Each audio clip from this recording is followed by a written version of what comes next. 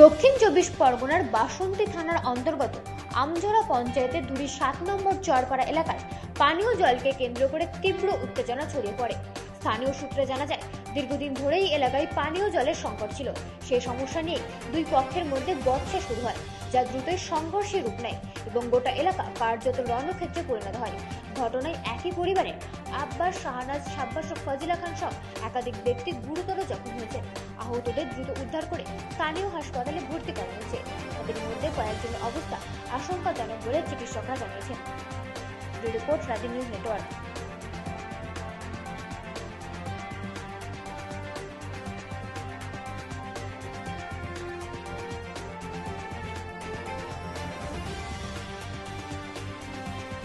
বাচ্চার গা ধোয়াতে শহীদুল খান, আমরা বললাম তুমি পানি নিয়ে নিচে নেমে যাও, দিয়ে বাচ্চার গা ধোয়া।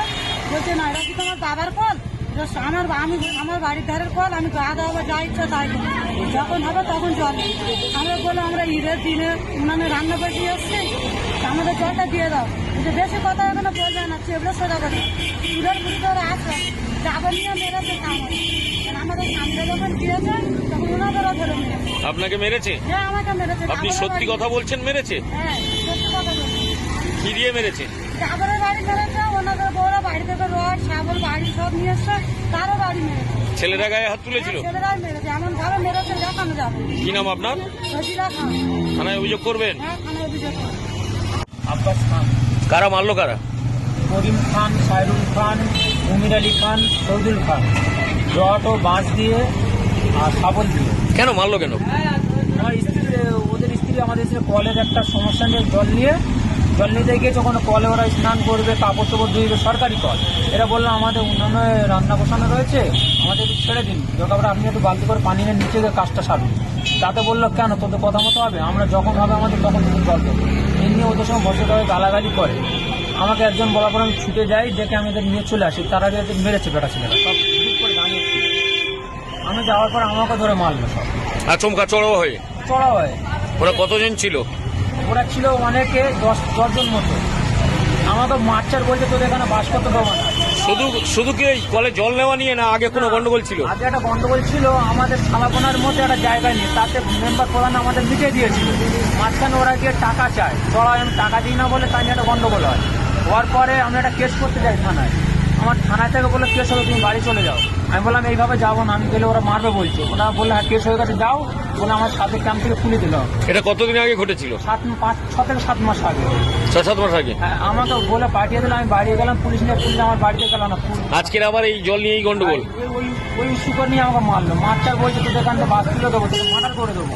শাবল নিয়ে এলো, রড নিয়ে এলো, এমনকি মেশো নিয়ে এলো। তা পুরুষ সব বার করতে মেরে দেবো, আমি একা ছিলাম বলে। এই শাবল মেরে আমি না করলে আমার এখানটা চোখের মধ্যে চলে যেত। আজকের যে ঘটনা ঘটেছে, আজকের কি থানায় অভিযোগ করবেন?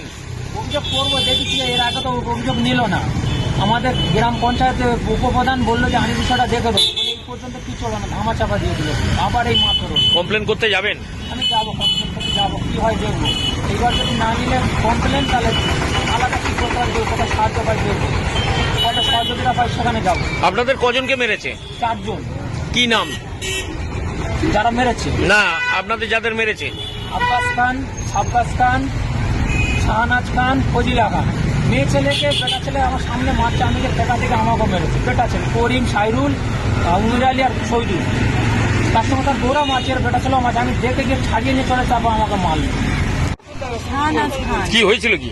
ফলে আমরা জল নিতে গিয়েছি, গিয়ে দেখি না শহীদুল খান ওখানে পানি নিচ্ছে, ছেলের গা ধোয়াচ্ছে, নিজে গা ধুচ্ছে। আমি বললাম যে এক বালতি পানি নিয়ে নিচে ধো, বলাই যে আমার গালাগালি করছে, ভিতরে ভাষায় গালাগালি মারতে হয়। আমরা কিছু কথা বললাম, ডাবরটা বেরিয়ে ফেলে দিয়েছে, দিয়ে মারছিল আমাদের। ওই স্বামী স্ত্রী সবাই মিলে মারছিল। আমার স্বামীরা গেছে, ওদেরও মাছে কাপড় ধরে টানা হেঁচড়া করে খুলে দিয়ে, আর ভিতরে শুধু মানে পুরুষ মানুষ যেমন করে মারে আমাদের সেরকম। এরা কোনো কিছুই হলে মারবে আমাদের, কেন পুরুষ মানুষ কেন আমাদের মারে? আমরা বিচার চাই। পুরুষ মানুষ আমাদের কেন কাপড় নিয়ে কেন টানা হেঁচড়া করবে? ওরা কোনো তুচ্ছ করে আমাদের বাড়ি ভিতরে গিয়ে মারে। পুরুষ মানুষ আমাদের অন্য করে টানাটানি করছে।